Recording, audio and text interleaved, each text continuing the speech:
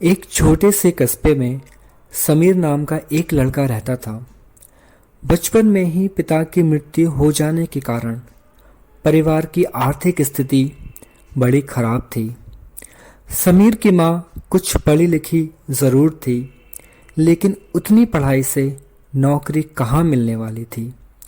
सो घर घर बर्तन मांजकर और सिलाई बुनाई का काम करके किसी तरह अपने बच्चे को पढ़ा लिखा रही थी।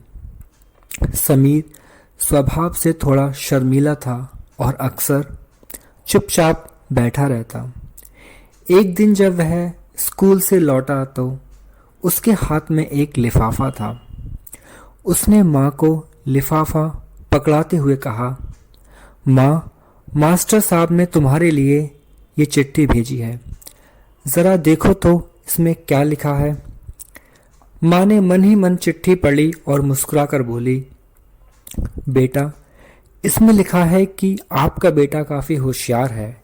इस स्कूल के बाकी बच्चों की तुलना में इसका दिमाग बहुत तेज है और हमारे पास इसे पढ़ाने लायक शिक्षक नहीं है, इसलिए कल से आप इसे किसी और स्कूल में भेजें।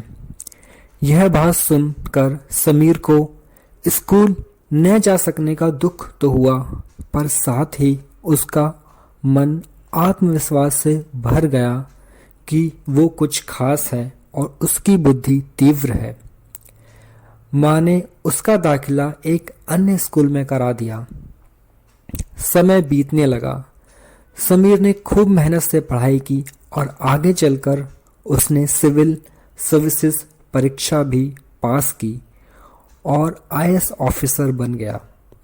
समीर की माँ अब बूढ़ी हो चुकी थी और कई दिनों से बीमार भी चल रही थी और एक दिन अचानक उनकी मृत्यु हो गई। समीर के लिए यह बहुत बड़ा आघात था। वह बिलक बिलक कर रो पड़ा। उसे समझ नहीं आ रहा था कि अब अपनी माँ के बिना वो कैसे जिएगा। रोते रोते ही उसने माँ की पुरानी अलमारी खोली और हाथ में उनकी माला, चश्मा और अन्य वस्तुएं लेकर चूमने लगा।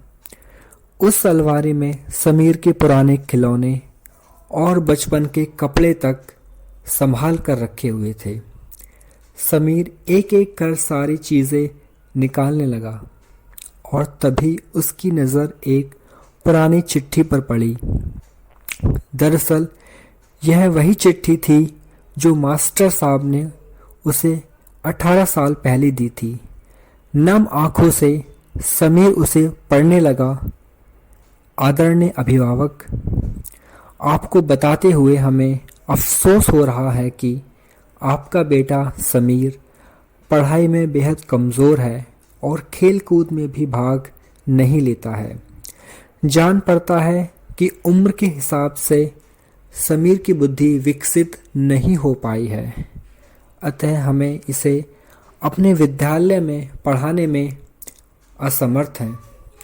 आपसे निवेदन है कि समीर का दाखिला किसी मंदबुद्धि विद्यालय में कराएं या खुद घर पर रखकर इसे पढ़ाएं। समीर जानता था कि भले अब उसकी माँ इस दुनिया में नहीं रही, पर वो जहाँ भी रहें उनकी ममता, उनका आशीर्वाद सदा उस पर बना रहेगा।